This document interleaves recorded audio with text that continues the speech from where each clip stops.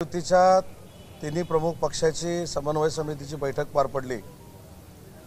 या बैठकीला भाजपाचे प्रदेशाध्यक्ष चंद्रकांत बावनकुळे साहेब, राष्ट्रवादी काँग्रेस पक्षाचे सुनीलजी तटकरे आणि जे सदस्य आहेत हे सगळे या समन्वय समितीला उपस्थित होते।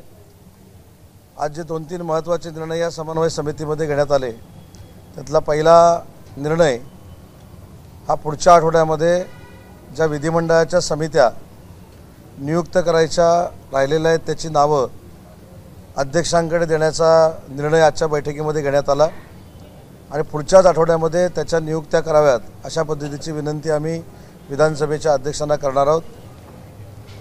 दुसरा एक जो अतिशय संघटनेच्या बाबतीमध्ये महत्त्वाचा निर्णय झाला तो विभागीय स्तरावरच्या महायुतीच्या सभा या विक्रमी सभा करण्याचा निर्णय आजच्या बैठकीमध्ये घेण्यात आलेला आहे आणि याला मार्गदर्शन आदरणीय तिन्ही आमचे नेते एकनाथजी शिंदे साहेब, देवेंद्रजी आणि अजितदादा करतील।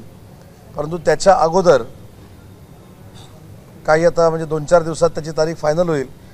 नागपूरमध्येच 50 प्रमुख आमचे जे जिल्हा स्तरावरचे पदाधिकारी आहेत महाराष्ट्रातले तिन्ही पक्षाचे, त्यांचं 1 दिवसाचं शिबिर या विभागीय सभांच्या नियोजनासाठी नागपूरमध्येच करण्याचं 50-50-50 अशा 150 लोकांचं शिबिर करण्याचा निर्णय आजच्या बैठकीमध्ये घेण्यात आलेला आहे आणि ज्या विभागीय सभा होतील या विक्रमी सभा असतील आणि त्याच्यामध्ये सरकारनं केलेले जे काम आहे, सरकारनं घेतलेले जे निर्णय आहेत याचे म्हणजे जे निर्णय आहेत ते लोकांपर्यंत पोचावेत आणि पक्षाची युतीची भूमिका ही कायमस्वरूपी आमच्या कार्यकर्त्यांमध्ये स्पष्ट व्हावी यासाठी विभागीय सभा आम्ही करतोय।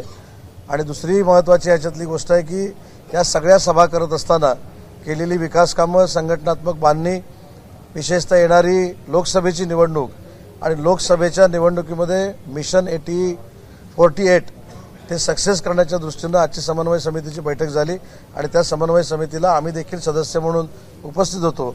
मला प्रवीणजींना विनंती करायची आहे, अजून जी समितीतली माहिती आहे। एबीपी माझा, उघडा डोळे बघा नीट।